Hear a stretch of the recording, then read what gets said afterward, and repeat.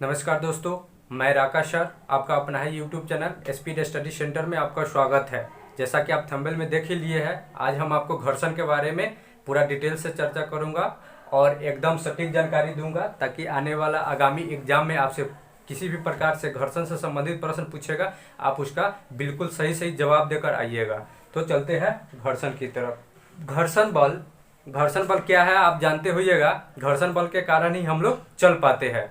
इसका परिभाषा हम आपको बताते हैं, परिभाषा से आप समझ जाइएगा।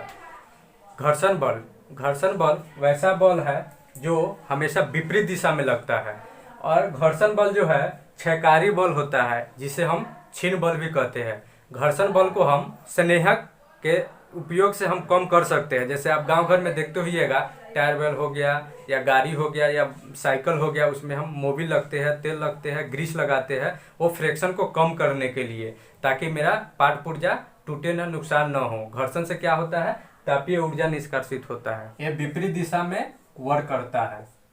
इसे हम क्षयकारी बल भी कहते हैं या क्षीण बल भी हम कह सकते हैं इसे।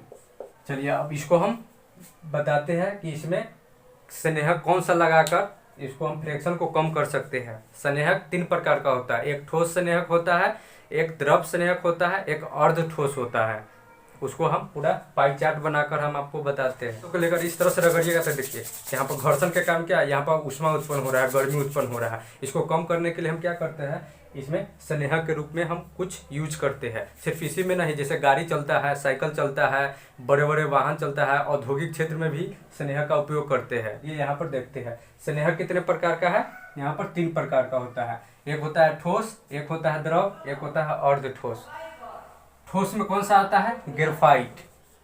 जब छोटे से उम्र में आप कट पेंसिल से जो लिखते थे वही पेंसिल होता है, उसमें ग्रेफाइट उपयोग किया जाता है। ग्रेफाइट का उपयोग बड़े बड़े उद्योग, बड़े बड़े कंपनी में जो है ना, ये बहुलात मात्रा में इसका उपयोग किया जाता है फ्रिक्शन को कम करने के लिए। और ये तो सभी जगह यूज किया जाता है, गाँव से लेकर शहर तक। ये तेल और मोबिल जो है, आप मोटरसाइकिल हो गया या 4 चक्का हो गया, जो भी हो गया, उसमें आप मोबिल रखते हैं। और तेल कहाँ रखते हैं, छोटे से पार्ट पुर्जों को फ्रिक्शन को कम करने के लिए। जैसे सिलाई मशीन हो गया, उसमें क्या है, उसमें तेल रखते हैं। तो द्रव के रूप में तेल और मोबिल का उपयोग करते हैं। अर्ध ठोस ग्रीस के बारे में हम आपको इससे पहले भी बताया है कि जैसे बैलगाड़ी चलता है तो उसमें क्या ग्रीस लगाते हैं, ताकि उसका फ्रिक्शन कम हो जाता है, जिससे पार्ट पुर्जा भी सुरक्षित रहता है और आसानी से एक जगह से दूसरे जगह भी जा सकते हैं। घर्षण कितने प्रकार का होता है उसके बारे में हम आपको यहाँ विस्तार से बताते हैं।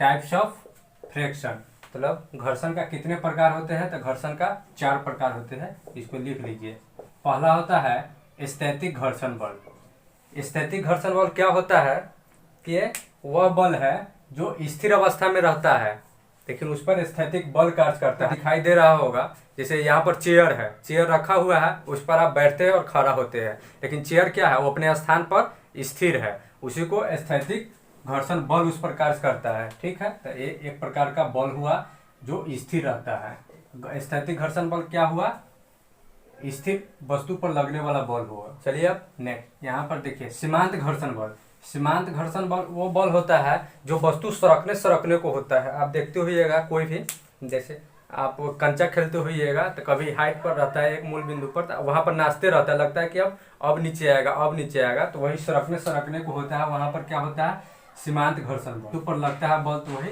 सीमांत घर्षण बल कहलाता है।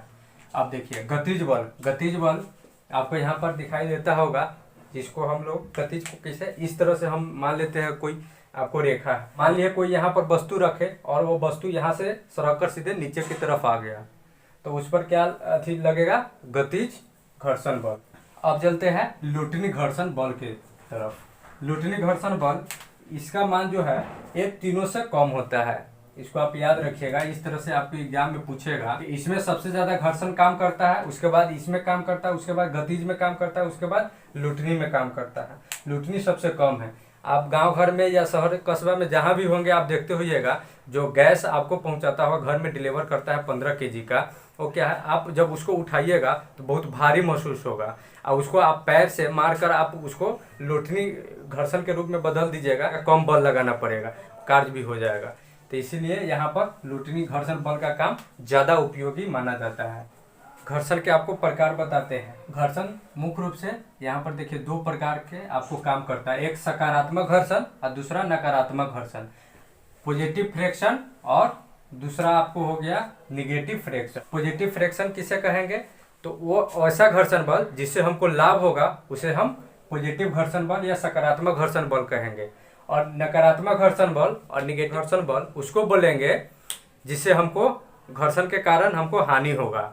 ठीक है, अब यहाँ पर एग्जाम्पल हम आपको देते हैं। सकारात्मक घर्षण बल, कोई 4 चक्का आप ड्राइव करते हैं तो उसके ब्रेक के पेडल पर जब आप पैर दबाते हैं तो क्या होता है, गाड़ी रुक जाती है, वो आपके अधीन कार्य करता है। तो वहां पर क्या हुआ, सकारात्मक घर्षण बल काम किया। नकारात्मक घर्षण बल वहां काम करता है जहां पर रेत होता है, बालू, जैसे थार मरुस्थल क्षेत्र हो गया, पानी हो गया, वहां पर घर्षण बल इतना अधिक रहता है कि आप उस पर चल नहीं पाते हैं सही से, नकारात्मक प्रभाव हो गया। आप जब बर्फ पर चलते हैं तो आप फिसलते हैं क्योंकि वहां पर घर्षण अधिक हो जाता है, आपको घर्षण उचित नहीं मिल पाता है, तो वो नकारात्मक घर्षण का उदाहरण हो गया। अत्यधिक घर्षण होने से क्या होगा कि आपको पार्ट पुर्जा टूट भी सकता है। एग्जाम और पॉइंट व्यू से कुछ पॉइंट और देख लेते हैं। फ्रैक्शन से संबंधित आपको कुछ और पॉइंट भी पूछता है। आपको पूछता है घर्षण गुणांक का मान कितना होता है, 0 से 1 के बीच होता है, आप याद रखिएगा। एग्जाम में फंसाने के लिए आपको क्या करेगा, ए ऑप्शन में 0 से 1 भी दे देगा, बी में आपको दे देगा -1 से +1 तक, और तीसरा ऑप्शन दे देगा आपको 1 से 5 तक, और चौथा ऑप्शन दे देगा आपको -2 से -1 तक। ठीक है, इसमें से आपको छांटना है। तो आप याद रखिए घर्षण गुणांक का मान 0 से 1 के बीच होता है, तो आप वहां पर 1 टिक करके आइएगा, आपका बिल्कुल सही जवाब होगा।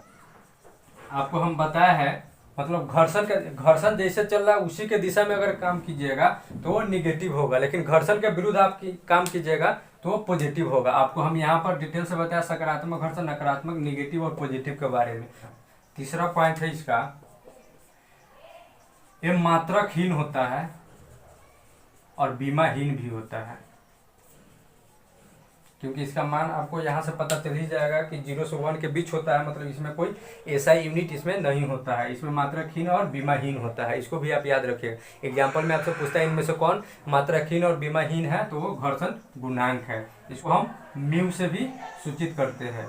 ठीक है, म्यू का मान कितना हो गया, 0 से 1 के बीच हो गया। तो मैं आशा करता हूँ कि घर्षण मेरे द्वारा पढ़ाया हुआ पूरा A to Z पॉइंट आपको समझ में आ गया होगा। अगर आपको अच्छा लगा होगा तो आप चैनल को सब्सक्राइब करना ना भूलिएगा, अपने दोस्तों को भी शेयर करना ना भूलिएगा। मिलते हैं फिर नेक्स्ट क्लास में। Take and good.